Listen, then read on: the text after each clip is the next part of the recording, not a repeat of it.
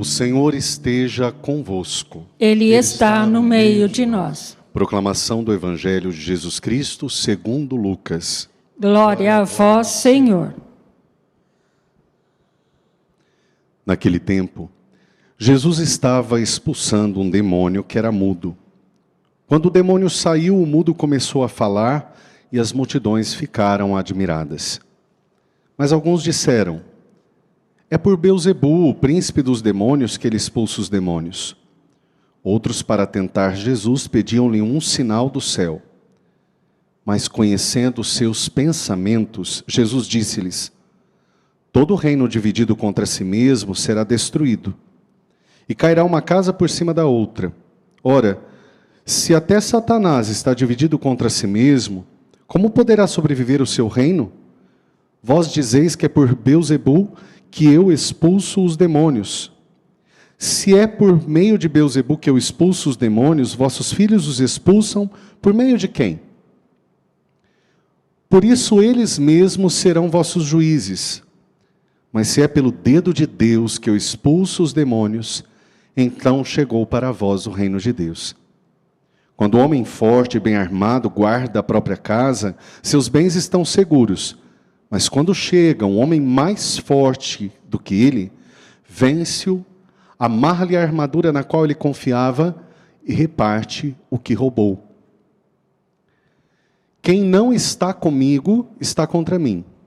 Quem não recolhe comigo, dispersa. Palavra da salvação. Glória a vós, Senhor. Que o Espírito Santo nos ilumine, nos abra o coração, nos abra o entendimento, a palavra de Deus para nós. Nós estamos vivendo nesse tempo quaresmal, eu digo que é um grande retiro, quaresmal, que a gente faz todo ano, que a igreja nos propõe. Só que esse ano, esse retiro quaresmal está com um sentido diferente, porque nós começamos, desde o início nós começamos já nesse contexto. Eu até dizia, ano passado, inclusive nesta data que nós estamos hoje, que é 11 de março, ano passado nós estávamos um pouco, talvez, preocupados, mas nem imaginávamos o que viria. Nem sonho, a gente imaginava o que poderia vir. Mas hoje não, nós já entramos na quaresma sabendo disso. Então, a nossa reflexão e o nosso retiro quaresmal tem mais sentido e mais profundidade ainda. No decorrer dessas semanas falamos das tentações, falamos das provações, e no último domingo falamos dos mandamentos. E ao falar dos mandamentos, nós, durante toda a liturgia desta semana, nós vamos vendo as definições da importância da palavra de Deus, da lei de Deus para nós, como direção para nós. E nós vemos aqui no Evangelho, Jesus, na verdade, nos falando dessa lei que nos propõe uma decisão, nós vemos o momento em que Jesus expulsa um demônio. Vamos entender o que significava o demônio para o tempo de Jesus. Na verdade, não era só um mal espiritual, mas tudo aquilo que era, inclusive enfermidade física, aqui no caso um mudo, tudo aquilo que era uma enfermidade física, também era vista, muitas coisas eram vistas como herança do pecado de alguém ou como ação do maligno. E aí Jesus, quando cura fisicamente alguém, também expulsa um demônio. Isso não pode fazer a gente pensar no conceito que a igreja tem hoje, na visão que a gente tem hoje, que então, se algumas enfermidades não são do maligno, que não exista o maligno, como o tentador, como o divisor. Tanto que Jesus vai falar, um reino dividido não subsiste. A gente acredita sim na ação do demônio, nas suas diversas formas, tentação, opressão, obsessão, mas nós somos chamados a acreditar na ação de Jesus, que supera a ação do inimigo. Só que para isso nós precisamos fazer uma escolha que é livre. Inclusive, nós temos a liberdade de escolher o mal. Num tempo em que nós vemos aqui toda a palavra falando do reino dividido, nós somos chamados a estar bem atentos, para que a nossa família não caia na tentação da divisão. Diabo é isso, Diabo é diabolos, de divisão, o divisor. Se ele provocar divisão na nossa família, ela vai entrar por algum caminho que não sejamos nós. Se ele provoca divisão na nossa igreja, ele vai entrar por algum caminho que não sejamos nós. Se acontece divisão em uma nação, ela vai entrar por um caminho. Esse caminho pode ser cada um de nós. Não estou dizendo que nós não podemos fazer decisões, opções, escolhas na nossa vida, mas que nós precisamos. Escolhas assim, quando eu digo que a gente não pode tomar partidos, mas a gente tem que tomar muito cuidado quando nós nos dividimos. Nós estamos num tempo de muitos extremos. E o inimigo trabalha com esses extremos em todos os contextos, na sociedade, na igreja, na casa, na família da gente. Um reino dividido não subsiste.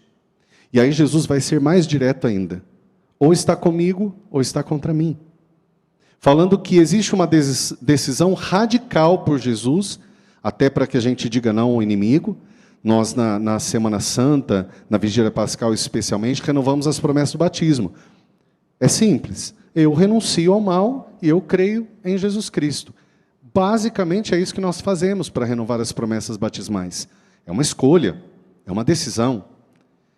Hoje nós precisamos cada vez mais pedir a luz do Espírito Santo para que a gente faça escolhas, para que a gente tome decisões. Nós estamos num tempo muito difícil. A sabedoria de Deus precisa nos iluminar para tomar decisões.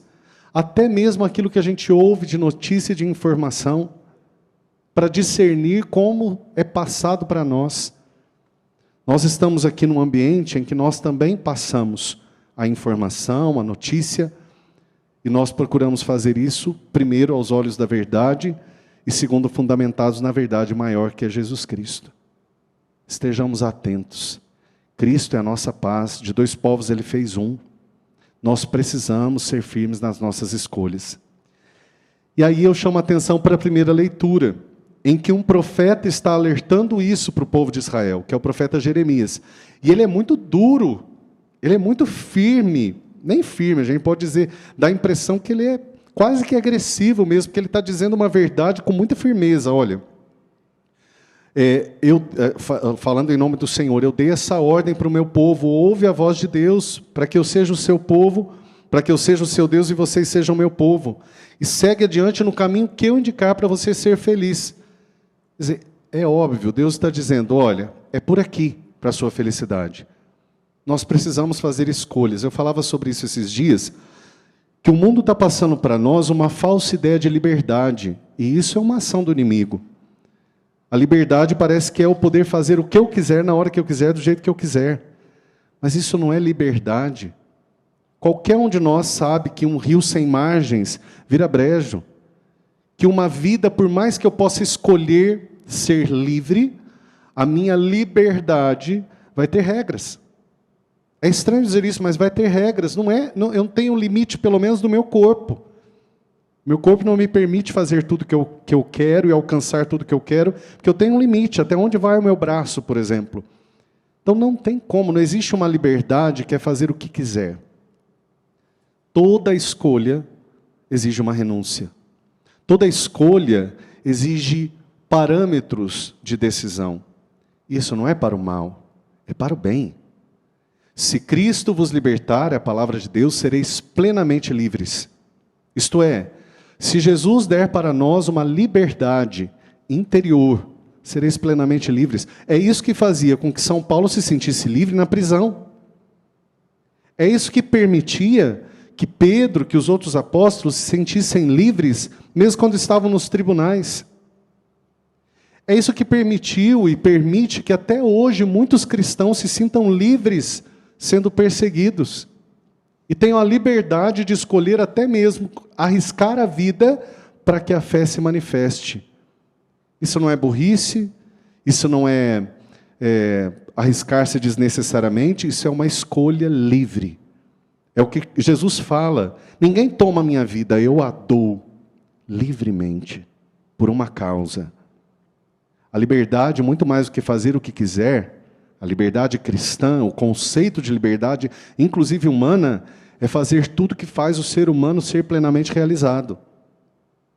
Se Cristo vos libertar, sereis verdadeiramente felizes. E aí eu digo mais, que a felicidade nossa e a liberdade nossa, você que nos acompanha, diante desse contexto, a liberdade que nós temos está em encontrar no caminho de Deus a nossa plena libertação.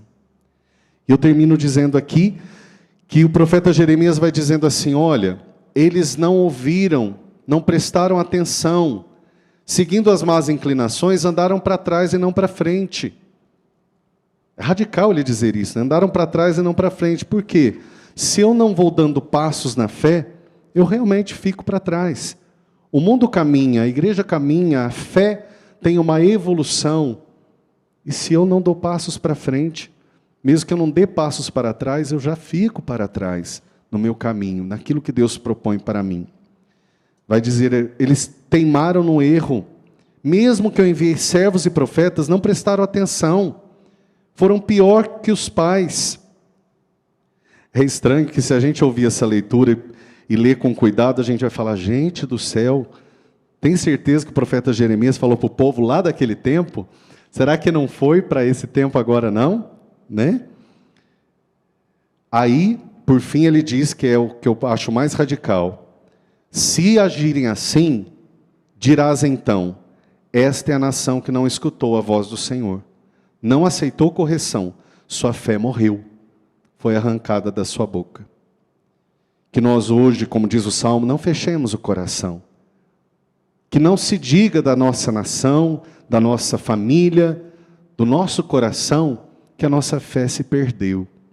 Que não se diga que nós não ouvimos e não aceitamos a correção do Senhor. Em todas as áreas, Quaresma é tempo de conversão, de mudança de atitude, de mudança de vida. Nós estamos num tempo em que nós precisamos escolher a vida, estarmos aqui com todo o amor, né? Nós que estamos nesse contexto, né, de isolamento, estarmos com todo o amor lutando, buscando a vida, rezando sim, fazendo nossa parte com todo cuidado, colocando Deus acima de todas as coisas, no primeiro lugar, que é o lugar dele, e confiando. Que hoje a nossa escolha possa nos fazer dizer, nós somos o povo do Senhor, Ele é o nosso Deus. Louvado seja nosso Senhor Jesus Cristo. Para sempre seja louvado.